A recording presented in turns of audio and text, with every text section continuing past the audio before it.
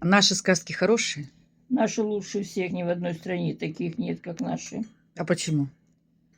Потому что все это сделано умело, писалось умело все. У нас совсем писатели другие были. Интересно все было. Все такое жизненное. Все какое-то нужное такое, в хорошем направлении, чтобы человек что-то понимал, что-то. А эти они просто они пустышные. Кто? Эти вот издательства там всех наций вот этих вот. Каких?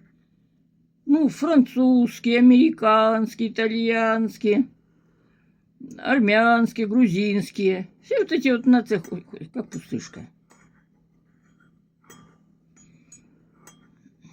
Брякалки, ты говоришь, да? Брякалки. Вот эти сказки всякие, что американские. Брякалки, крякалки.